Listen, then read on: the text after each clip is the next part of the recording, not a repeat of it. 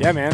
It's been not bad. We got parent-teacher conferences this week, so it's just Okay. kind of a crazy week. And oh man, some days you come home from teaching, and you're like, we're changing lives, we're changing the world. And other days you come Yeah. home and you think, oh man, today I happen to occupy the same space as some students, but we did not move toward any sort of goals. And it's just, man, Flatline. oh man, it's rough. It's rough. Yeah, and yeah, just sometimes it's the lesson, sometimes it's the attitude, sometimes it's just man, tough, exhausting, but it's just the way it is.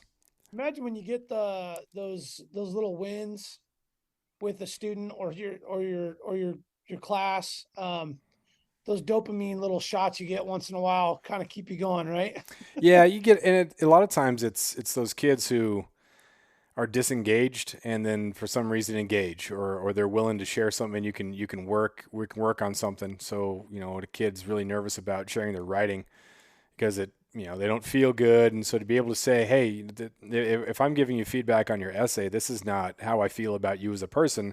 This is just correcting your essay so that you can get better. Like, don't take this Yeah. personally. And that can be a tough Right. thing for like a freshman to deal with. So Mr. Lynn hates me because Sure. I'm not a good writer. Like, no, not at all. Like, you're all terrible writers right now as freshmen, right? That's the point. We all know where we're at. Like, we don't have to be worried about that. Let's move on. That's right. So yeah, Know some of where to those kids build will it make up. progress, and yeah, it's a lot of fun. So, but then you just have those days where it just kind of you just wonder, man, like, oh man, I just didn't. You want to get past that, so Yeah. And parent teacher conferences, does that mean the first quarter is already ended or yeah, getting pretty close to it. So it's crazy. It doesn't seem wow. like that long ago. I was No. up there with Abby, and it's crazy. But I feel like school just started. I yeah, forget it starts in August now though. So it starts earlier than yeah. When did school start up there? You guys were like I first thought week, we were second week of pretty August. close. Yeah, I want to say the second week. The 15th or something like that. Yeah, we keep it usually around the 20th to the 25th, just so Okay. you got kids that are back from college that have jobs, and we have a lot of those Mm. tourism jobs, so people need 18 to 22 year olds for work. So tend to stay out of school longer so the kids can be employed, and then the high school Mm. kids have jobs, so they kind of Yeah. start the school year with that in mind, which is really good because that job experience is great for kids, and the tourism season doesn't end here till we still had a couple cruise ships in last week. I don't know. I haven't seen any Hmm. this week yet, but still, I mean, that's got to be a budget cruise if you're coming to Southeast Oh, Alaska in the first week of October. for sure. Well, and I think there's probably still a lot of playing catch up since COVID too, right? Yeah, it's they're just they're adding more to the shoulder seasons, and I don't know if that was planned before or after, but people want to get out, people want to move, people want to take advantage of things. I think it provided a mindset for a lot of people that hey, if I want to go to Alaska, I got to do it because there's Hmm. no guarantee of tomorrow. And shoot, with all that lockdown stuff, I think that's definitely still part of people's psyches, and they're saving to make these trips happen, which is pretty cool. Yeah, absolutely. Do you have Yeah. much going on up there, or is it you still got some fish hanging out somewhere? Or is the season mostly over? I know you've really Um, transitioned to hunting. yeah, I mean, it's been full go. It's been full go hunting. In fact, I just went on a hunting trip yesterday. I did a day trip. Um, it's funny. I was talking to my buddy Chad. You met Chad, Arndt's Mountain Division. We were talking about how we started baiting bears in April, and how we just went and did a bear hunt yesterday, and we've got some tentative black-tailed deer hunts planned, and so it's really like the seasonality is no longer hunting season in the fall.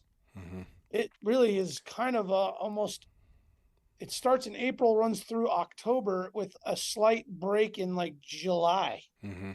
And so it's funny how the hunting season is now April to October. Yeah. Um, but yeah, it feels like it really ramped up. I had a quiet September where I typically go to a moose camp, but we didn't go there this year. So I had all these other buddies and groups going earlier in the season while I'm just sitting at home, domesticated, weekend after weekend, like, oh my God, am I ever going to get out? Finally got out to end of the month, but then did spontaneous bear hunt yesterday, just a day trip, and then I got 2 weekends planned in October for blacktail out in Prince William Sound. Nice. So I'd say it's still going full swing as Hmm. far as hunting season goes for me. Yeah, I think when Uh, you add those shoulder seasons, it makes it that much more fun because even if you don't have much of an intent to get a bear, just getting out in that yeah, first camping trip in April or May, and down here we can start doing that in March a little bit, but you start adding in steelhead and you start adding in getting some game cameras up and whatnot, and that really helps because if you just limit living in Alaska to peak salmon fishing and then, August and the first 2 weeks of September, like that's not a whole lot of time. And not you really. want to get out of winter as soon as possible, get out there, feel like you're doing something. Even if you like again, you don't Yeah, have any intent of killing a bear, put the sure. game cameras up, go through the program, Mhm. start to collect some details about the areas, and then hunt into September, October. Just have those experiences, Yeah, get out, day hunt, all that stuff. You got to do it. it feels like you're still making progress on the hunting process, Hmm. right? For scouting, the game cams, that first, well, we snowshoed in twice, 3 times for bait station, and then we post hold the last 2 times. Sorry, Jeff, the studio shut off on me there, or the light timer turned off. Um, but yeah, I mean, Daniel and his brother and his son went fishing at Anchor River this weekend, Hmm. so they're not slowing down. Took the motorhomes out. Hmm. They winterized them and threw RV antifreeze and stuff in there, not using the water, but still getting out recreating Yeah. well into October. Yeah. So it feels like it's getting longer, man. Yeah. And it's hard to give up. You can't. Yeah, you Yeah. absolutely can't. Yeah, especially as the people talk about the winters kind of accumulating and Mhm. it's not a fresh, clean slate every year. It kind of wears on you a little bit more. And I was talking to a buddy of mine, and you start looking at the daylight that you've lost. Because September is kind of a dead period for blacktail. Alpine is really really good, and the first 2 weeks of deer in the alpine can be good, but then late September, they kind of shut down, and early October they're not really moving, and it's so dense down here you can't really. I mean, you can wander through the woods, but calling Oh isn't man. super effective. They're not super Right. active, so you have like 4 weeks of kind of waiting, see what's going on, and in that time you lose so much time from your Yeah. day, so much daylight, and then all of a sudden it's time to go, and you think, man, it's not getting late or not getting light until later. It No. gets dark so much earlier, and all of a sudden, whoa, we gotta figure this out here because we don't have a whole lot of time, and Yeah. gosh dang. That's what happened to us last night, man. We went out for a day trip. We found a bear at like 8:30 in the morning. Decided to go look at another area because he was pretty high up, but kind of keep it in our back pocket. Went deeper into the valley, fog rolled in. We were stuck pretty much staring at fog for 6 hours, freezing our butts off, just bullshitting. And then finally lifted around 5:30 p.m. as we're on our way back out. Relocate that bear. He's maybe a couple 100 feet lower than he was, and it was 6 p.m. And I'm like, okay, I think we got about 2 hours to make this happen. And Chad's like, no, dude, it's getting dark by Yeah, 7. you have 10 minutes. And I'm like, oh, that's right. I'm still feeling like I'm on moose camp time. And that was Hmm. 2 weeks ago. You lose a lot of daylight this time of year in a matter of 2 weeks, right? Yeah. Losing 10 minutes, 20 minutes a day. And anyway, 6 p.m. and we made a full 2,000 foot ascent up and got to where the bear was. And he ended up pushing up about 200 yards above from where we saw him Mm. originally. It was right at twilight. And it just got to the point where you could choose to try and chase them up. You know how that goes, right? You can never chase an animal. Yeah, Once they start moving, you're it's not over. catching them. It's like Yeah. uphill. So we lost him. We probably, had we gotten up there a half hour early, we might have got a shot. And it was archery too. So Mm. you had to a lot of things had to go right for you, right? But yeah, then we come 2,000 foot down in the dark last night, and man, I am beaten battered today. Yeah, that happens. Coming through the alders, and yeah. So these black bear that are up there, I know the blueberry bear is kind of the sought after black bear. Mm-hmm. Down here, you can get that too, but the distance from a river that has salmon that are spawning to the Alpine is pretty close, so they can make Mm. that move in a day. So you can get a bear in the Alpine that both tastes like berries but also rotting fish. So do you have are the bears like all on the berries, or are they moving back and forth between river and Alpine? Yeah, I think it just depends on where they're the landscape where they're at. Specifically, the bear that we were after. I mean, they have such a big range, so I feel like the bears in the Chugach Mountains have access to fish. I mean, Mm-hmm. there's lots of salmon streams, but the bear. So I was actually able to examine some of its scat. I found going up the mountain and where it was working, and it was all berries. It was all Mm-hmm. red. Like I think they're crowberries or salmon berries. They're bright red, Mm-hmm. like almost like salmon egg looking ones. I'm really bad about my berries. Forgive me. Um, Another hunter back there, and he was talking about the archery hunt in the black bears in the Eagle River Valley, and there's some big bears in there. Mm-hmm. And he said those bears are down cleaning up salmon. Mm-hmm. So, and that's not far from where we were. So, I was under the impression the bear that we were after had been feasting on berries for a while. Mm-hmm. I think because where I was moose hunting earlier this year, which I went in on the 20, excuse me, I ended on the 25th. I started on the 17th or 18th, and I watched two boars up on a mountainside and a group of sow and cubs for a week, and they just every single day and from daylight to sundown, they were quaffing on the berries up top Mm-hmm. the whole time. I'm Yeah. talking 10 hours straight. So and I fish down in the valley, but I feel like if you were to harvest one of those bears between that time and now, because I'm sure those bears are still working those hills and eating berries and eating Mm-hmm. whatever they can. um I think you're gonna have good luck of getting a good eater bear. And I also know of a hunt that Steve Ranella did years ago. It's one of his original, maybe like season one, season two hunts, where he went up into the range and got a like a true blueberry bear, Yeah. I've seen that such one. that it had like blue in its fat. I Yeah. mean, it was like Yeah. blue meat, the whole thing, and that inspired me because I was like, man, I love bear meat, and Mm-hmm. I have yet to get a blueberry bear. So we were pretty stoked about the bear we saw yesterday that Yeah. we would have a chance of getting a bear that was actually a true berry bear, you Yeah. know? Yeah, up behind my house, there's a spot that I go for bear and deer. It's a circuit that's, it's not the ideal, not your option A through D, but it's Mm-hmm. an option. And saw some bear scat up there, and then saw some other bear scat that had like a plastic bag in it. And we're not too far from a creek, and so Oh, you're within striking distance of the Alpine, which has some berries, but you're also within striking distance of this thing coming and getting into the garbage, and it's also pretty close to a creek. So that thing could just be spring mixed garbage bag. and then Yeah. summer salmon and then a little bit of berry. Like that would be a horrendous. But I mean, it might have just a beautiful coat. It might look awesome, Oh, but sure. some of those, I mean, it seemed like the type of one that you see those reels circulating on Instagram where they have 15-foot tapeworm just coming out of the butt, and you're just thinking, Uh, ugh, this is brutal, I brutal. mean, But I think that's what makes it hard to convince anybody to want to eat bear that you harvest. fall bear for sure, yeah. Yeah, fall bear definitely. Spring bear, like I didn't just get, but we got a bear in May and a small black bear, and I had pastrami and Mm, breakfast sauce made out of it, and it was yeah, phenomenal. Of yeah, course, that was a May 17th yeah, black bear. yeah. I've never harvested and eaten a fall one,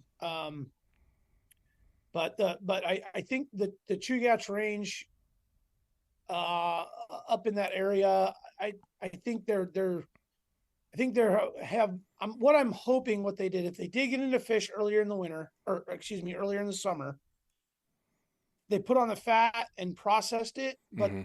now it's just all berries Yeah, cycling through their system. yeah, So I'm telling myself, I think these are going to be good eaters. of course, yeah, Until you peel them open, you just really never yeah, know, and you'll know how they smell as soon yeah. as you cut them open, right? Yeah, and those alpine berries they taste way better than the Mm. lower berries. Like even a blueberry, you go from alpine here, just back behind Ketchikan. Those blueberries taste phenomenal.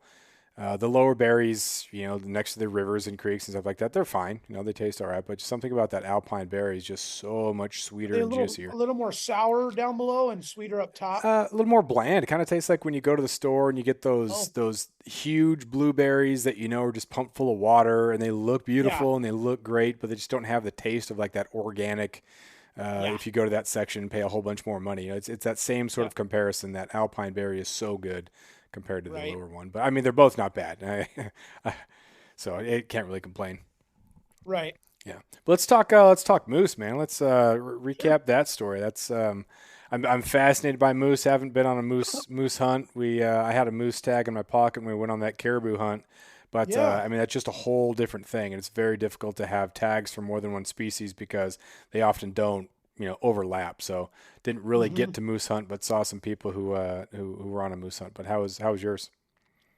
It was good. It was actually this year, just the way that the moose season panned out was just not what I expected. Coming off of a decade of a very consistent moose hunting experience, I think we've chatted about this before several times. In fact, I think we even did a pod when I was on my way to moose camp a couple of years back, right? Yeah.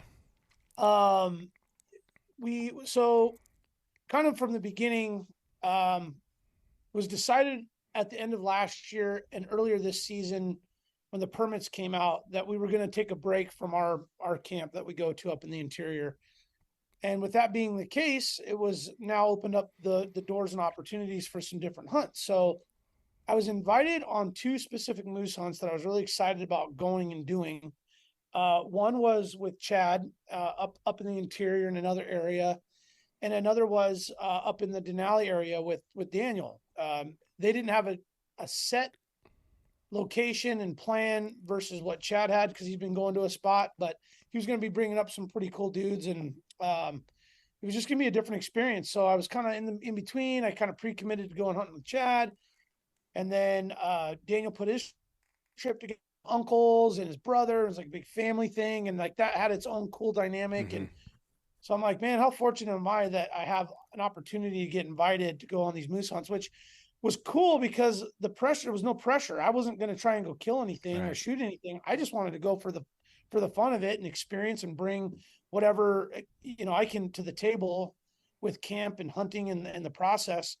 So that felt really like free. It was like, oh, I can just go kind of, I don't got to plan anything. I just show up and throw down on food and beer and the whole thing. And so then my other like selfish want for this year was for hunting was a goat hunt. And we talked about this earlier. I was really passionate about getting out and doing a goat hunt. So the goat hunt opened on the 15th of September, registration tag, secured two tags for two different areas. My hunting partner and boat owner, Eric, secured two tags. And so I was like, hey, we're, September 15th, we're going. Uh, Told the guys, hey, I'm going to back out on the moose hunt thing. Thanks for the opportunity. Great. This is just, I'm taking a year off from moose camp. This is a great opportunity for me to just do something different. And I'm just going to go goat hunting instead of moose hunting. This is the year to do it. I've been talking about doing it for 5 or 6 years. Well, the only problem with that hunt is it's very weather dependent. Yeah. And the hunt only happens if you take the full window of the window of where the hunt typically opens and closes based on the registration. Hmm. And for our listeners that maybe don't know, registration goat hunts in Alaska they give an unlimited amount of permits. However, there's a quota to be filled, and once the quota is filled, it closes. The quota, and I'm not going to be quoting this perfectly, but just to give general um, uh, process on it is, you know, you kill a billy, a male, you kill a female, a nanny. I think the nanny counts for double the points as a male, if I remember right. I think in certain Uh, areas it might be like that. Yeah, I think. yeah, in certain Yeah, areas, yeah. So if a guys go out there and mistakenly or purposely shoot multiple nannies, it will count against the points, and then will reduce the opportunities for the billies, and then it'll shut the season down sooner. yeah. So, um, anyway, uh, secure a couple tags. We're gonna go. You gotta pretty much just be ready to drop what you're doing. And when the weather's open, You get in the boat and you go. Mm-hmm. Monday, Tuesday, Thursday, whatever the day is. So we slotted a Friday to Monday originally to go, and then agreed that if it didn't work out, we would push it out to Tuesday. So Thursday, we that Thursday we check the weather, can't go. Friday can't go. Saturday can't go. Sunday comes along, can't go. God, why is this thing turning off? Give me a second, quick, Jeff. Yeah. After years of fine print contracts and getting ripped off by big wireless providers, if we've learned anything, it's that there's always a catch. So when I first heard that Mint Mobile offers premium wireless starting at just $15 a month, I thought, what's the catch? But after talking to them and using their service, it all made sense. There isn't one. Mint Mobile's secret sauce is that they're the first company to sell wireless service online only. They cut out the cost of retail stores and pass those sweet savings directly to you. For anyone who hates their phone bill, Mint Mobile offers premium wireless for just $15 a month. I was hesitant about having to get a new phone and a new phone number, but with Mint, you can use your own phone with any Mint Mobile plan and keep your same phone and your same phone number along with all of your existing contacts. Mint Mobile gives you the best rate whether you're buying for one or for a family, and at Mint, families start at 2 lines. All plans come with unlimited talk and text plus high-speed data delivered on the nation's largest 5G network. Switch to Mint Mobile and get premium wireless service starting at just $15 a month. To get your new wireless plan for just $15 a month and to get the plan shipped to your door for free, go to mintmobile.com/waypoint. That is mintmobile.com/waypoint. Cut your wireless bill to $15 a month at mintmobile.com/waypoint. That auto timer shouldn't be turning off that fast. Anyway, we get to Sunday and we realize that we might be able to get out Monday night. He's like, well, look, man, I'm not pushing this thing in past Tuesday. Tuesday was the only good weather opening. So I'm like, well, shit, man. I mean, I think we can get in there and get a goat in a day and get it down. But I mean, so many things have to come right. To get out to an area that's several hour boat ride, locate a goat, and dinghy to shore, find a route to get it, which, as we all know, goats don't exactly hang out in the flat country or on the beach. Yeah. You know, take them out in a day. It's like, man, it very, very far fetched that it could happen. So, well, can we at least run it into Wednesday?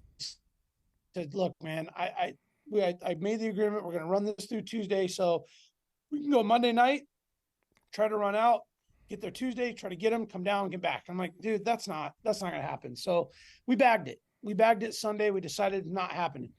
Well, I was really devastated because I had my heart set on this thing. Mm-hmm. But all this time over the weekend, I had been preparing and packing for plan B. I thought, you know what?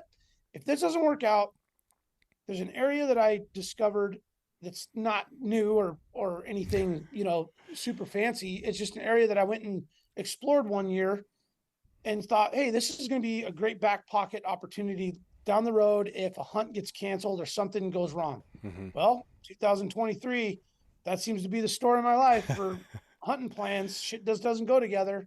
So it's plan B everything. So he's like, I'm going back to work. He says Sunday night, I'm going back to work on Monday. I'll try to get out next weekend. And I'm like, well, you know what? The hell with this. It's a close area. I can get out there in a day. If I need some help, I can call any number of buddies and they can come in and help me. So I packed up my stuff. I loaded the side-by-side, my meat wagon, threw it on the trailer, and I hit the road. Got out to the camp that night, and it was pissing rain, and I knew the weather was going to improve over the week, so, wasn't discouraged. I brought all the nice stuff, right? I brought, canopy, 4-man tent, cook stove, lantern with propane, cooler of beer, cooler of food, firewood, chainsaw. I mean, I brought it all. Longevity. Yeah. Yeah. I was like, I'm just going to, you know what? I'm just going to stay out here for the week and we'll see what happens. Get in there and set up camp. And I'm like, hell yeah, dude, feeling really good about this. Go for a hike the first night down to this lake. It's only maybe 15 minutes from the camp, and beds everywhere, game trails everywhere, rubbed trees, you name it. I mean, it is moose habitat of a dream, It's quiet. Didn't see anybody coming in. There was only one other truck in the parking lot when I went in, and I'm like, man, this feels really, really good. But it's close, and that tends to bring pressure. So go back, have a nice evening. Had some steak and scotch the first night. Man, had a great night. Wake up the next morning, and it's bluebird, crispy. I want to say it's maybe like 35 degrees. Nice, layer of frost down. I'm thinking, oh, hell yeah, this is as moosey as you could ask for. Yeah. Do my thing in the morning, get down back down to the lake area. Cause I called that night. So I thought, well, I called and scraped and kind of set the tone. I'll go back down and see if something responds. Go down there about when you do that, are you super like aggressive with it, or is it just because you're hoping for like the next day? You're not anticipating, or you're just like because you're nervous, or what's the? I was excited Okay. I was excited about the opportunity that maybe there was already something in there, and getting down in there and knowing that no one had been there. It looked like there had been another group that had been there earlier in the season, because the camp that I stayed at had looked like it had been used. But my approach was to go easy. I didn't want to go in there and start making a shit ton of noise. I just went in there and I first started off because it's kind of getting late in the season. So I'm feeling like early season, my mentality would be more cow calling with minimal to no bull grunts and scraping. But I had my wooden boat paddle with me, and I thought, well, I feel like it's later in the season. Theoretically, I feel like the bulls would have already gotten their cows rounded up by now. And so now it would be more of a competition for if a bull came in an area, they would be more prone to maybe want to fight. So my approach initially was just to go in, scrape, and I didn't scrape hard. I just scraped some willows real nice and easy. And just to get the sound, because I was down in a low valley with a cliff, a lake, and then surrounding trees. So when you scraped, I mean, it just echoed through this place. I'm like, man, if something's around, it definitely would hear it. So I put in a session for about an hour till I got getting close to dark, went back to camp, came back down that Tuesday morning, and beautiful. There was like a mist on the lake, just that like picturesque, perfect moose kind of thing. And about 15 minutes after my first call, I think I hear maybe a scrape, like a faint scrape in the background. Now, the woods in there are thick forestry. So even if something's close, it's going to still sound because it's got the sound has a lot of foliage and, growth and old growth and woods and branches and grass and stuff to travel through. So I feel like I kind of hear a scrape, and I'm like, well, I don't want to get too excited. So I listen and I hear it for a while, then I hear it again. I'm like, man, that's gotta be a moose back there scraping, right? About 15 minutes later, boom, I hear a rifle go off. I'm like, holy shit, that's close. I mean, it's right behind me. I mean, it made me jump. I mean, it was that close that it made me jump. And mainly because I thought I was back there by myself, right? No one had come back as far as I was where my camp was. So I thought, well, shit, okay. I'm not going to call anymore. Obviously, there's some guys in here really close. So I hang out for a minute, and all right, we'll go back to camp, make some coffee. So go back up, make some coffee, go back and walk the trail from my camp the opposite direction, and run into some guys on a side-by-side, a guy coming in on a side-by-side. And I'm like, what's going on, man? I was like, did you just shoot something this morning? And he says, no, my brother just called me and said they got a 4x4 brow tine bull down here behind the lake. And I'm like, okay, well, I heard the gunshot, and I said, how the hell did you guys get in behind me? I didn't think anybody's here. And he says, oh, well, they went through off of another trail, which would be going through really thick woods. Well, little did I know, as I learned more through the week after those guys had come and gone, is that the game trails through there were so thick that the traffic lanes were so thick you could just easily walk through the grass and through the forest. I'm talking like paths that humans would make. Yeah. You know what I mean? And game trails. I mean, Southeast, the deer, the bears, they make Yeah. Yeah. insane super highway game trails, Yeah. right? Yeah. Yeah. So they go. He goes by and he's like, "Sorry to come through your camp." I'm like, "No, man, it's all good. I just got here today. In fact, I kind of felt like I was intruding maybe somebody else's spot." And so they go in. They come back up about 2 hours later. Beautiful freaking moose. I'll send you a photo. Yeah. After we're done, I'll send you a photo of the moose in case you want to, put it on content or anything like that. Beautiful, just dark red, amber red with 4x4 brow tines. Beautiful bull. And I thought, man, I asked the guys, I said, I'm back here. You guys came through. I said, where'd you come from? So they gave me an idea where they came through. They said, we'd worked all these other areas except for this one. We just came in. This was day 7 for them. Okay. And man, they looked tired. They looked haggard. I mean, they looked like they've been going through it. Yeah. And because they felt bad coming through my camp. And I'm like, nah, man, you guys have been hunting back here Do for the a thing. week. Yeah, it's fine. Yeah, I just showed up. I mean, this is not like very deep here. So they were like, yeah, we've been here for a week. We've been, going through the rain and the wind and the storms. And I said, hey, high five, guys. Like, you deserve this moose. I mean, it probably would have been a major heartbreaker had you been back here. I shot him. And then you popped out. And here's this dude that just showed up yesterday. Yeah. And got the moose they've been looking for. And it was a dandy, too. And so I high fived them, told them, hey, look, you guys have any breakdowns, any trouble? You know where I'm at. I got food, I got water, I got tools, I got chainsaw, man. If you guys run into something, come on back. I got anything you need. You guys just let me know. So very, very nice. So they ended up giving me a shit ton of intel on the area. And I think it pays dividends. As hunters, we want to be tight-lipped. We don't want to give up too much information. But when you're out in the woods with your brethren, your fellow hunters, and there are some really good people out there, there are some very selfish people out there, and there's just some straight shit bags out there that are out in the woods hunting. So they range. But to me, it's paid off through time and experience to be good and offer and to be available. And at the end of the day, I want to get home. I know those guys want to get home to their families. And I just feel it's very important to develop a good, friendly rapport with other hunters in an area you're hunting. That's how I feel. Yeah, for sure. Because you're already out there. It's not like you're you get something somewhere and then you just blow it up on the forum or something like that. You say, this is exactly where I'm going. My buddy Brandon told me about this spot. You guys should go there. Like that. Yeah. So you're already out there. And then also, like, just because you show someone a spot or because you're at a spot doesn't mean it's going to be great. And you can even give someone coordinates and they might not even know how to hunt it. But that sweet spot of being tight-lipped versus in this moment, I can use discretion or, this is what I'm feeling like, hey, man, I might as well tell you because we're done. We're heading out. Good luck. Yeah. Here's what we know. Yep. Yeah, exactly that, man. They were very forthcoming with information. Maybe not specifically to other areas they were hunting. They just had mentioned like general, like it's in a valley that is only so many spots. So they were just like, yeah, we've seen some bulls here. We've seen some bulls there. They had seen quite a few bulls through the week, which I thought was really surprising because in the week that I spent in there, of course, I was only hunting one small area.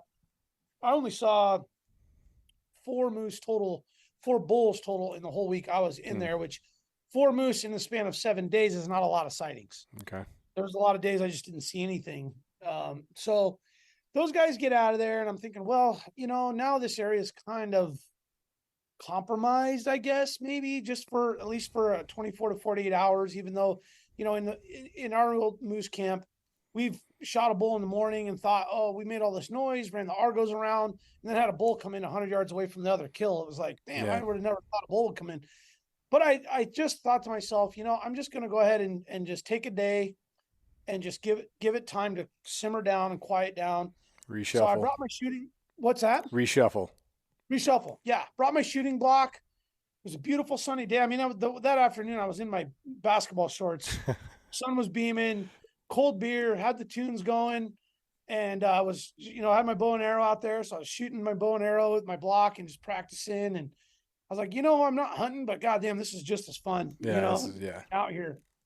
And so Wednesday rolls around and decide to go back out on a hunt. Actually, I take it back. That day it rained crazy. That morning I woke up, and you know how it is waking up to that rain Oh, on the so hard to get oh, out of there. Yep.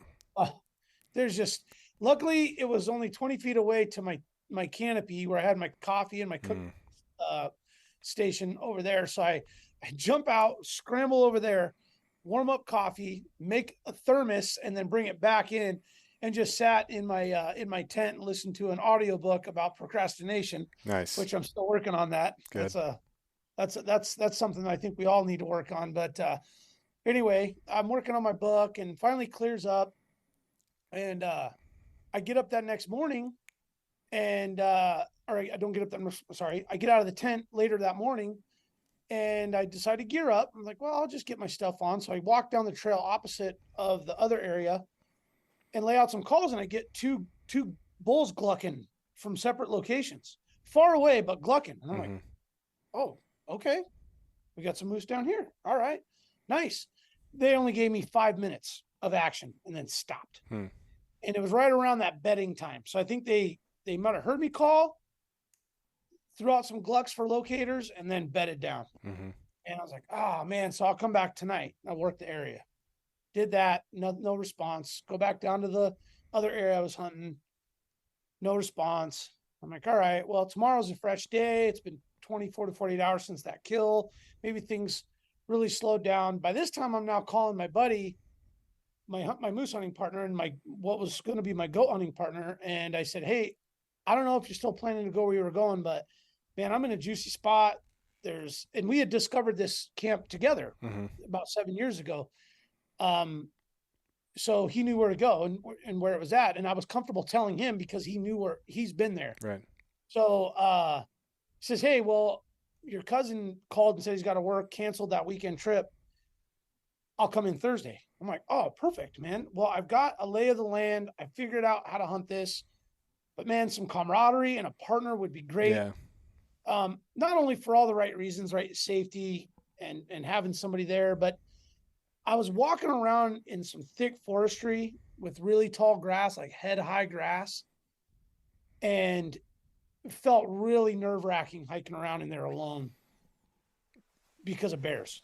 Yeah. And were you Oh, worried at all about something coming in and getting after the killer? Or did you know, like, okay, that's what's happening over there. As long as I'm okay, good careful, they're not going to question. come to me. Good question. So I heard the crows and the magpies and stuff going crazy on that area, and it wasn't far from where I was kind of hunting. Um, and I wanted to go find it. I kind of wanted to go find it. I'm like, man, just go see if a bear got into it so I know Yeah. there's a bear around because it was really close to my camp. But I gave it like 3 days before I went in there. I was like, I'm not going to go crawling into that So area. it's freshly claimed. Yeah. Yeah, yeah. So, and I later on I did find it, but before that, so Eric decides to come out Thursday, has a hell of a time getting in there. The trail had gotten pretty gnarly by that time with wheelers and stuff running down. And so he comes in Thursday night and get him set up, get him, all established.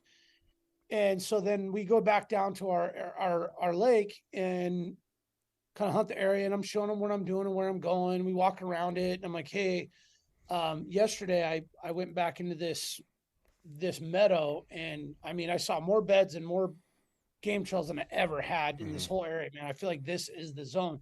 And I said, no, this dude shot this bull right behind me over here. And so he said, well, tomorrow morning, let's go find the gut pile and just see what's going on. And so that next morning, because we didn't have a lot of time by the time he came getting set up, we had like 3 hours to hunt, and we didn't hunt too much other than that one little area. Next morning, so Friday morning, we go down into another area that I had been wanting to go, but I was super sketched out because I had really tall grass Mm-hmm. and awesome game trails. But I was like, I just felt like my gut told me don't go down in there Right. because it was thicker. And I was just really concerned. I said, there's a bear crawling around here. I'll never Yeah. hear him. I'll never see him. Yeah. I'm alone. And I was carrying my rifle slung, my boat paddle in my right hand, my bow and arrow in my left hand, and then my 44 pistol on my chest. So I kind of had a lot going Yeah. on. A lot going on. Well, because I originally, when I went in there, I thought, well, this might be a good bow and arrow opportunity, even though I have never really hunted moose with bow and arrow. I've just been practicing really hard, and I was ready this year to finally say, hey, I'm ready to go out and attempt to take an animal. Did the caribou hunt earlier in the year, was like, I think I could do this. And when I got in there, I realized that all my openings were small little meadows, 80 yards, 100 yards, 50 yards, these little lanes in between trees. And I'm like, man, this is perfect for bow and arrow. So that's when I was like, hey, I'm just going to carry all of it just in case, pistol for protection, rifle for in case I can't get the bow. And then really, I was like, man, I would love to get one bow and arrow.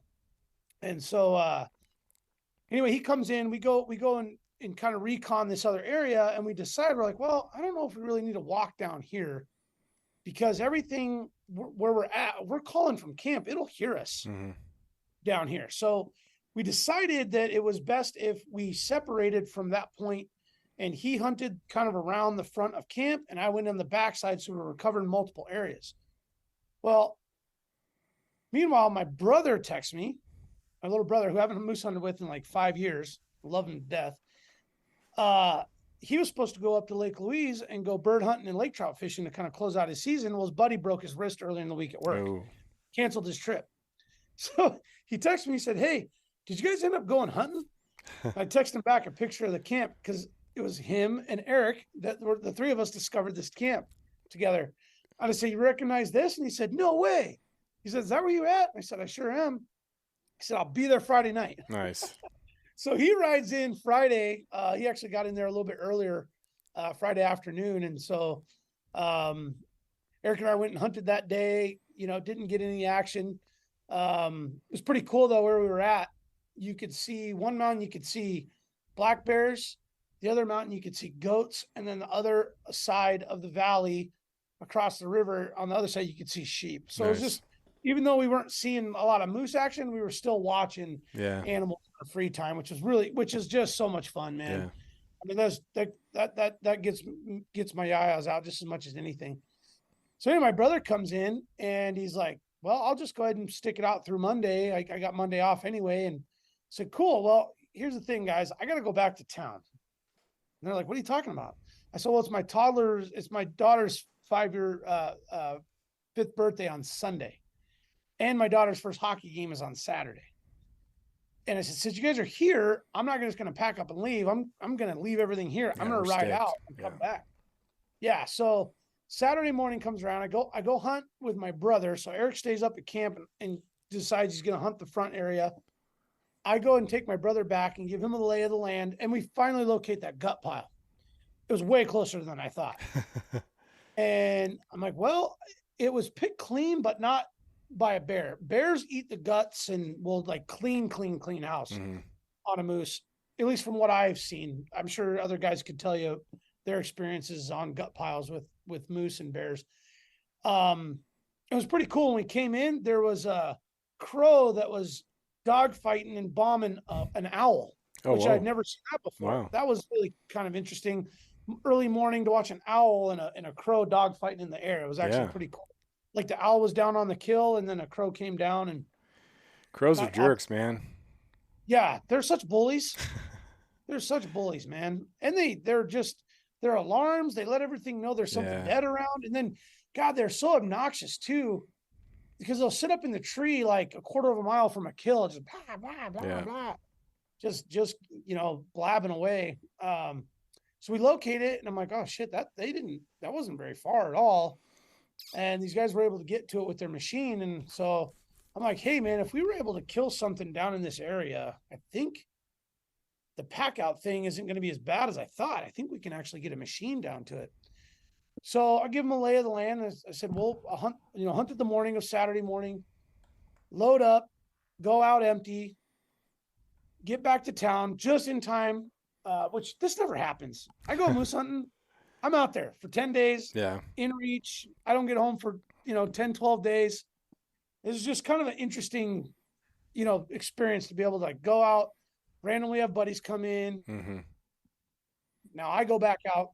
So I catch my daughter's first hockey game, great game, took my family out for dinner, spent the night. Sunday, we had my daughter's birthday party the park across the street, which was funny, right? We set up the whole spread. We had a Mario Brothers themed Princess Peach's birthday party for my daughter. And lo and behold, there's a 40-inch bull, a cow, Oh man. spiked fork, and a calf, all just kind of hanging out in the park. And I'm like, you got to be shitting me right now. In Nice. town, in the Yeah, city, yeah. there's these moose just sitting there laughing at me. So we have a great birthday for my daughter. Get all that packed up. I think it was like 3:00 in the afternoon. Get everything home, stuff it all in the garage, kiss the family, jump back in my truck, jam back out to the trail, jump in my side-by-side, get back out. Well, by now the trail's been torn up. Mm-hmm. And so it took me a little bit longer to get in there than before, because I was able to pick through, and some guys had just made trails around, and it kind of got me confused. And so anyway, I get back in there right before dark, and those guys didn't get any action, just watch the bears and stuff. But now it's Sunday night, and we've got through Monday. So I get in there Sunday, and I had planned to hunt through Monday and come out Tuesday. I want to hunt through the closer. Well, while I was gone, the guys had talked amongst themselves and thought, man, with the trail and everything, maybe it's better if we just all go out together on Monday, because my brother had to go Monday. Eric was willing to stay with me through Tuesday, but my brother was going to go out.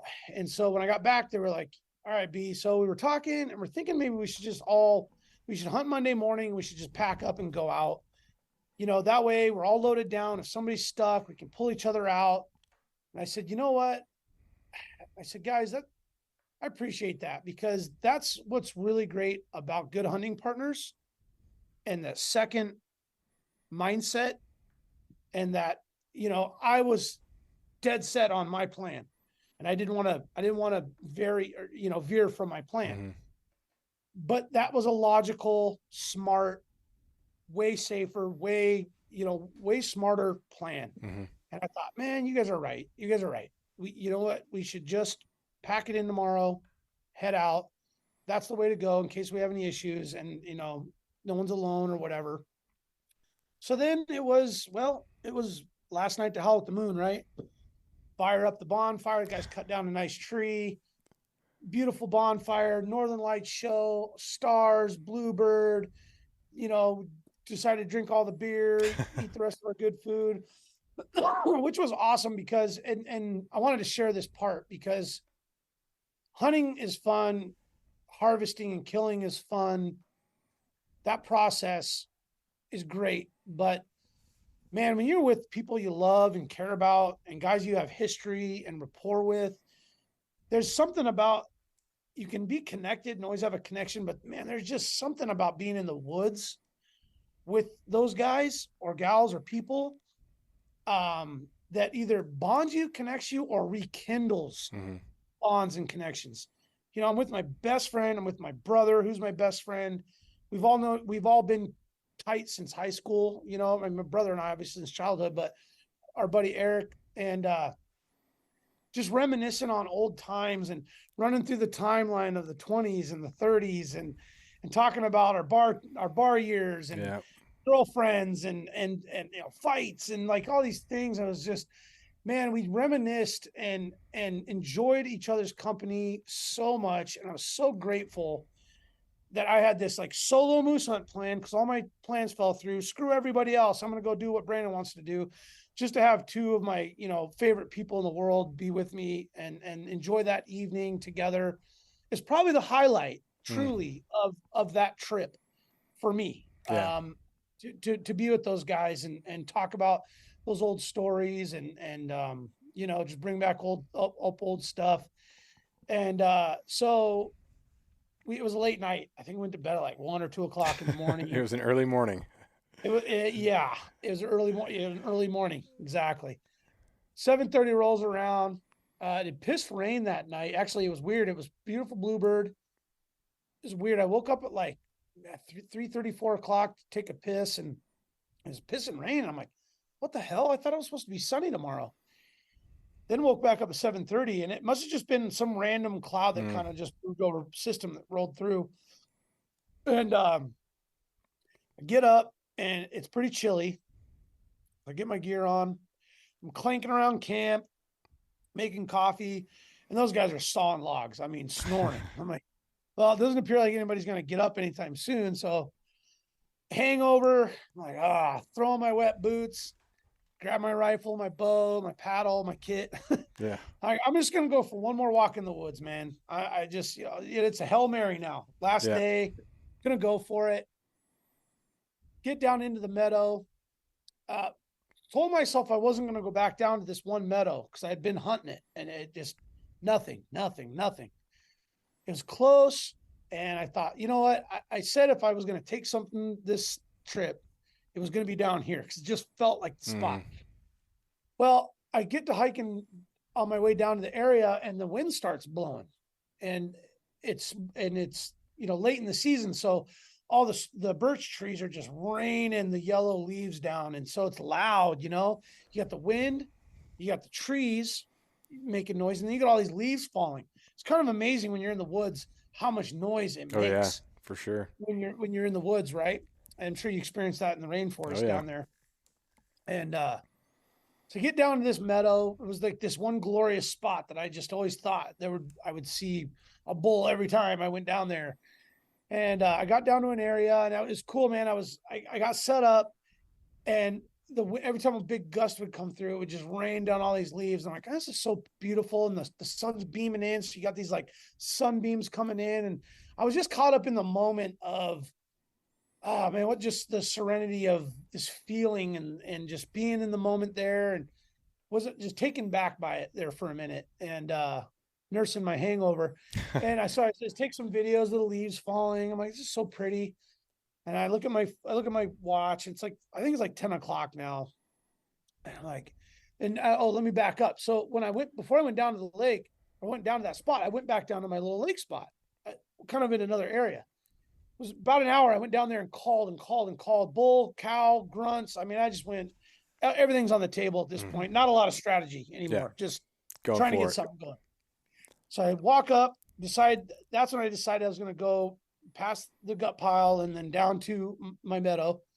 And there's this huge, monstrous cottonwood that had fallen down that was, I don't know, man, like 5-6 feet in diameter, huge. And it gives me just a little elevation to stand up on it. So I stand up on it and I kind of see over the alders and the grass. So I got a view of maybe 150, 200 yards in any direction. And I just start wailing cow calls. And this isn't anymore like every 15, 20, 30 minutes. It's like every 5 minutes. And I'm just barking them out. Nothing. And I'm starting to think like, all right, Brandon, I think it's about time to mail it in here pretty quick, like noon tops. So I text Eric. I said, hey, did you guys get up? And he said, yep. I said, what are you doing? Just got a fire going, making coffee. And I'm like, that sounds amazing now. Feet are cold. My head's pounding. Gave her a shot. Time to finish it off. Yeah.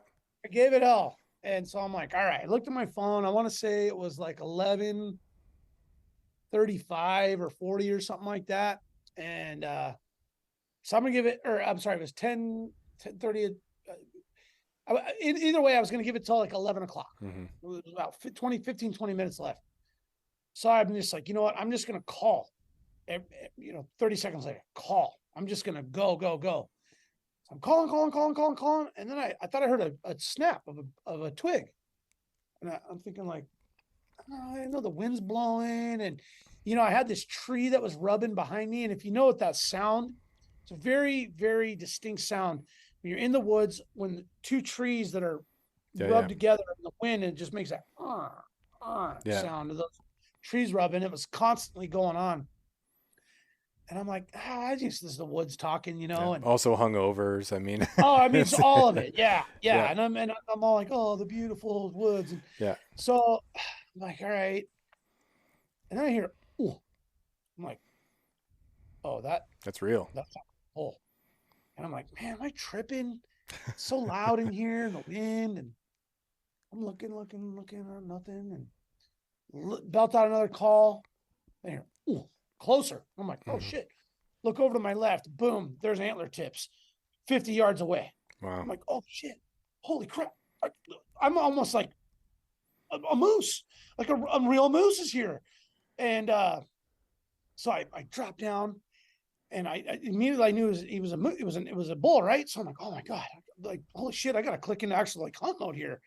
So I knock an arrow in my bow, and I load around in my rifle, and I set them both down on the log, and I lay them down next to each other. And I'm like, all right, calm down. All right, and I get back up on the log, and I get my binos, and I can just barely glance through the grass in the woods, and I can see 3 brow tines on one side. And this is a 3 brow tine 50-inch or spike fork area. So I immediately see those 3 brow tines. I'm like, oh, hell yeah.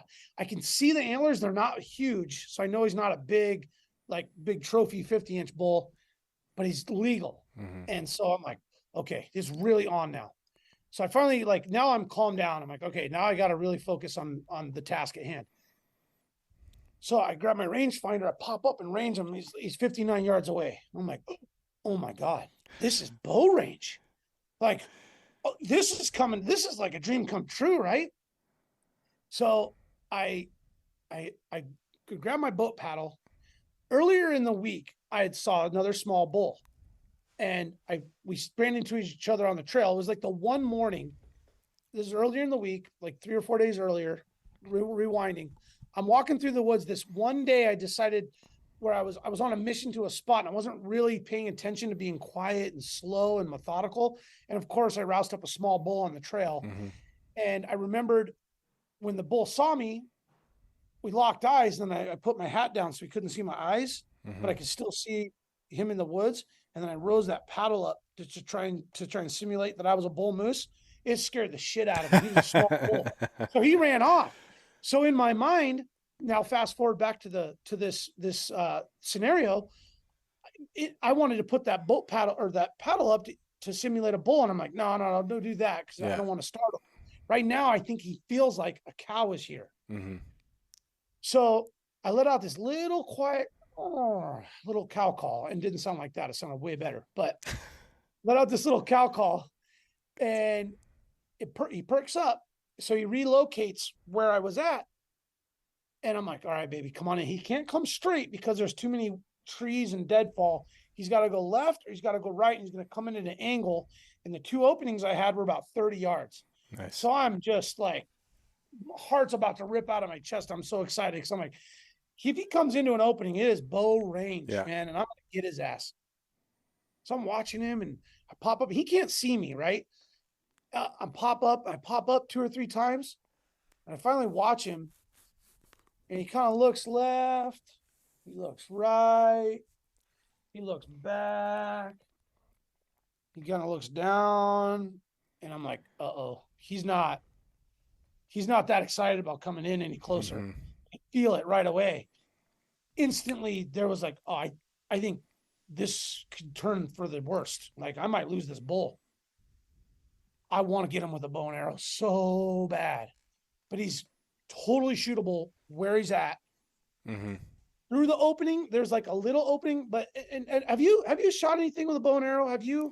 Yeah, I did the caribou from 60, but that was, I mean, it wasn't the entire thing was a window. Like when you start to incorporate shooting through a small window, and it has to go up and over this, but then land. I've practiced some shots that are like that, but I've never shot at an animal through one of those smaller windows where you have to gauge. Right, where you got grass and twigs and all this stuff, and it's like, I'm not shooting an arrow through there. That's like 101. You don't do that. Too many obstructions. But I can send a round through it if he can get broadside. So I'm watching him. He finally gets like a semi-quartered broadside shot, and he won't move. He's just there. And I'm like, shit, man. And now I'm in my head. I'm like, all right, the bow and arrow thing, there's a lot of things that can go wrong in this, right? Yeah. I could miss. I could make a bad shot.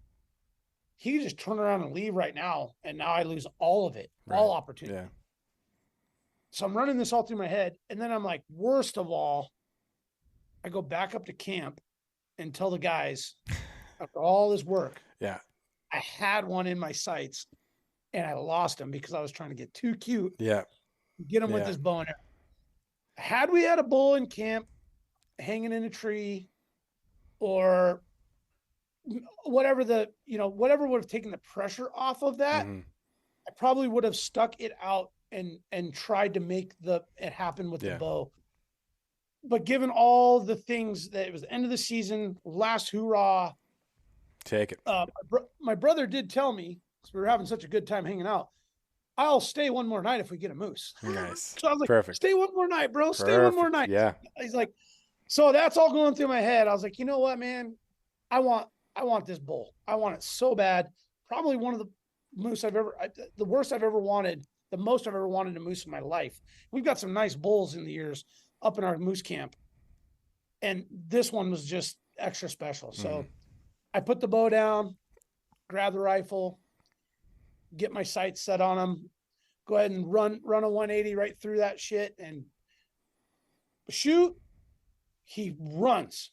I can't tell if I hit him, which was confusing because if you shoot big game from a decent distance, number one, usually you have a partner who says, good shot, or you missed him, or, or you hear that whap sound. Mm-hmm. You know what I'm saying? That distinct shoot, whap, it hits that flesh, right?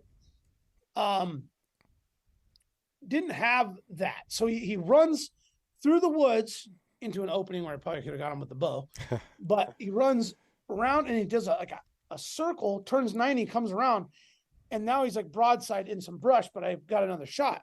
So I'm always running. I'm like, oh shit, did I hit him? Did I miss? So I rack one. I'm keeping my eye on him. He relocates. Now I've spun almost 45 degrees. Boom, shoot again. He freaking runs into like a bushel of brush. And I'm like, shit, where's he at? And I see him step forward again. Now I just got this big brown spot in this opening. I don't know if it's ass, shoulder, side, neck. I don't know what it is. This whole time I'm like, am I missing this moose? Like, how is this possible? Rack one more, boom, shoot. He takes off again. And I'm like, dude, did I freaking miss this moose? I'm like freaking out at this point. Typically I'd wait 20 minutes. You shoot something, it drops, give 20 minutes to expire. All the caution to the side. And I think you and I talked one time. I walked up to that bull and he stood up on me after I shot him. And so you'd have thought I'd learned better, but based on all these things, I was very impatient. So not waving all caution to the side, I racked around. I started walking around, rooting around in the woods, looking for him real carefully, looking, kind of where I thought he dropped. And I find him. He's laying there. And I'm like, oh my God, I see him. So I walk up to him and I think he's dead. And I'm like, oh, I've seen this. I've seen this story before. Played this. No, I'm not letting that happen again. Yeah. So I poke him and he's still alive. And he kind of looks at me and, I hate that part. I've all experienced it, right? Where we've hit an animal. Maybe it was a good shot. Maybe it was a bad shot, but you walk up to him and he's not quite gone. Well, typically I would given the animal a lot more time. If I give him 20 minutes and walked up on him, he would have been long gone dead, but I only gave him 5 minutes, 2 minutes, whatever it was, really fast. Walked up to him and he was just taking his last gasps. And so he expired like within 30 seconds of me finding him. And I'm like, holy shit. All of it. It happened. And so I got spotty cell phone reception with the guys in this area. So I text him and it doesn't go through. I'm like, what the hell? So I call. I don't know how the call went through. Call goes through. Call the guys. And I said, Eric, you're never going to fucking believe this, dude. I got a bull down. He's like, no. I was like, did you hear the gunshots? He's like, no. And then I hear my brother running up through his phone from the distance going, I heard Brandon shoot. Did he get a moose? And he's like, yeah, he's got a bull down. He's like, holy shit. He's like, I'm down there doing my morning glory. And right down there by the lake, dude, there's something glucking. And I'm like, holy shit, dude. So there's another moose. Oh, wow. Right down where I was calling earlier in the morning. Perfect. So I'm like, oh my God, this day is just crazy. So I'm like, well, I'm going to hold off on coming back up because where I'm going to walk past that area is generally where I think that moose might be. So I'll hold off. And so I waited about 30, 45 minutes and I guess that moose moved on or stopped making noise. I said, well, come back to camp. And so come back to camp, and man, the boys were so freaking happy for me, man. I mean, the most genuine big bear hugs, and they were like, dude, in all the years I've hunted with you, whenever we kind of get down to the wire, that despair sets in, Yeah. that doubt, Yeah. all those feelings that you tell yourself through the hunt. Don't, give it the time. It can happen any time in the hunt, where at the beginning, at the very end, you have your hunt windows and you have opening, closing seasons for a reason. It can, it's just like a guy gets a ram or a bull or something, or a deer down on the first day, they kill him on the last day too. You never know. Yeah. Never give up until it's over, right? And I had that mentality, man. I swear the lesson I learned that I thought I already mastered and harnessed was patience. And Jeff, I kept telling myself every single day, in and out, don't be impatient. Even when those guys shot that bull behind me, I never got discouraged. I was like, hey, don't get your heart broken when you hear a gun go off in a heavily hunted area. Yeah. Don't act like there wouldn't be anybody in there. Don't set yourself up for disappointment. So I had this very calm, neutral attitude about, I could come in here and give it, take it or leave it if I get one. It's cool if I don't. I got to hunt in. I learned some stuff, hunted some different area and some different terrain I'd never hunted before. So it was a new experience, rekindled that bond with my boys. And then to come out and have those guys be like, dude, you put in the time, you put in the effort, you came out every single day, you got up early, you stayed out here late, like you earned this moose to the fullest, man. And I was just like, the satisfaction, man, it was just, like I said, we've taken some nice moose. I've got a handful of nice bulls up there. And I think with the success we've had in our other area, it almost becomes an expectation. Oh yeah. That we're going to take a moose out of there one way or the other. Cause we've had some last minute ones there that have gotten down to the wire where we didn't think we were going to get a bull. And we got two on the last day. And it's like, we got two moose, but little did you know, we went through the whole hunt and didn't see anything. Right. And so this was a very special harvest and hunt for me. And man, and thank you for giving me the opportunity to share it, because I have told the story several times now, and I know you're a passionate hunter and you love it, and we've connected now over years, and I know you can appreciate when a hunter's telling a good story, but it is very special. This one will definitely go down in the books 30 years down the road. I will never forget this year and this experience. It was kind of like plan B, plan C, no expectation, all good vibes, positive. What if it happens, it doesn't. Man, it was special, dude. This is just a great year, and I never expected it to happen. No, I think that's part of, you can't, if you do expect it to happen, then it's not going to happen. But then you can't be so, it's not going to happen that you don't give it a chance. It's like that sweet spot again of having enough confidence but not be overconfident, or whatever it is. And sometimes you're in it, sometimes you're not, and sometimes it just comes together. But being ready to take advantage of an opportunity is the big thing. I think sometimes that's where we miss it out. It's you weren't ready for the opportunity because you wanted the opportunity to come on your own terms, and when it doesn't, you're not ready. And it's just about, can I take it? That's the luck happens because you're ready to take advantage of the luck. Yeah, and I think, yes, to your point, you have to be ready all the time. Because I can tell you, a missed opportunity is worse than having none. Like, to go into a hunt or a fishing trip or anything where you're like, man, I didn't see a moose, I didn't see a sheep, I didn't get a bite on a fishing trip. That can be a bummer. But if you missed the fish because you were trying to peel the wrapper off of a muffin on the boat, it's like, oh, or you're walking down the trail and the only moose you saw the whole hunt was there, but you had your rifle on your pack and you should have been walking with it in your hands. Missed opportunities are the worst. Yeah. And so that was truly the mentality. I was like, I'm not missing any opportunities. I'm just going to be ready, rifle in hand, bow in hand, and just stay the course, man, until the last minute of the, and I call this, that's what I called this. It was the 11th hour bull Mm-hmm. because he was last minute, and Yeah. it was last day of the season.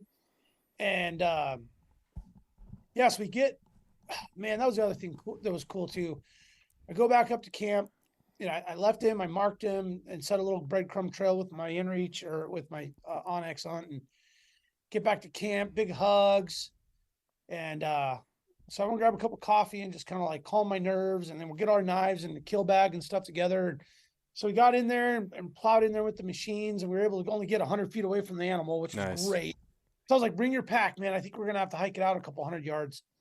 So brought packs, didn't end up needing them, but probably had the most fun I've ever had cleaning an animal with those guys that morning. Yeah.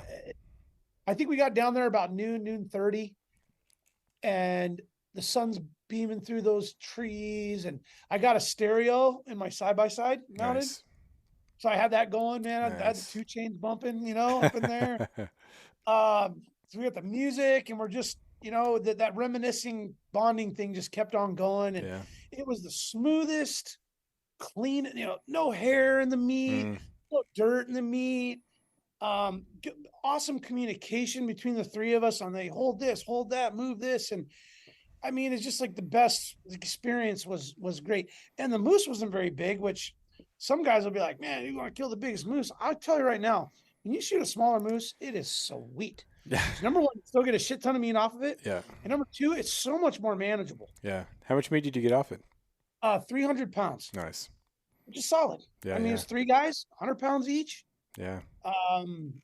And we grind everything but the back straps. So we cut the tenderloins up, split it, back straps up, split them, and then ground everything else, neck and everything. So, yeah, we had a great time, loaded them up in the machines, rode back to camp, and then was like, well, Dan, are you going to stay the night? And he's like, he calls his boss, hey, we got a bull down. He's like, all right, I'll see you day after tomorrow.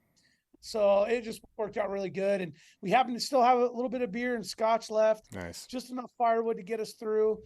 Had another beautiful northern lights, stars, bonfire, top polished off the beers and the scotch, and just had another really awesome night and reminiscing on the whole thing. And then rode out, and then we got back out in the afternoon. Those guys went out a little bit ahead of me, and I remember driving home and just looking at an area I've driven past 100 times, but I was in such cloud nine, man. Just, I had my side-by-side we just bought a couple of years ago, and I wasn't really ever meant to hunt with it. It was a family machine, but my wife's like, look, we bought this thing. It's expensive. Make payments on it. Go use the damn thing. Yeah, like, right. All right. Yeah. Yeah. So here I got our, this cool toy that we bought that we love, that we used it. I used it on a hunting trip, which was great. So I got my meat. I got my meat in the wagon. My moose rack's on the top. It's a bluebird, beautiful day. I'm driving back to town. I'm just like the proudest hunter in the world. And it is a 42-inch bull. It's no big monster bull. And honestly, I care less about that stuff. Yeah, I don't really take that any day. Yeah. I'm not after a 50, a 60, a 70. Does every guy want a 40-inch ram, a 60, 70-inch bull, and a Boone and Crockett caribou? Yeah, we all want that.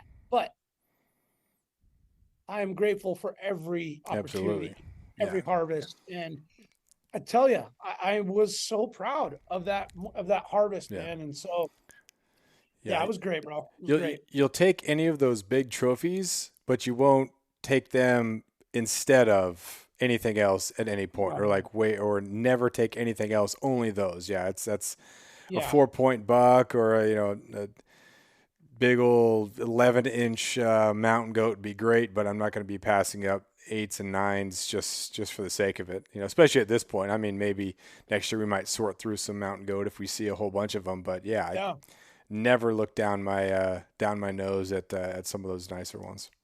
Dude, I have to admit, I was so motivated to go goat hunting. But I found out that you and your wife got goats, and then you sent me those photos. I'm like, oh, hell yeah. I was pumped. I'm like, Yeah, that man, was that's gonna be me this year. yeah, that was awesome. Yeah, It was yeah, great. You talk about 11th hour too. It was the same thing for us. Like it was, we didn't have a whole lot of time. We went up there and both times we saw deer, and then it just it was like, well, what's going to happen? The fog rolled it on one, and it was like it has to happen tonight because we got to go home tomorrow, and it did on both times. And yeah, the fact that we both got goats this year was just crazy, and then the fact that it came like it did, it was just the same, just like what you're talking about. It's being able to make the move and things just work out, and knowing that it doesn't usually work out like that. There's going to be something in the way that you try to take advantage of it, but it doesn't happen, or you never get the opportunity. So when it does work out and you're able to do that, it just makes it so special.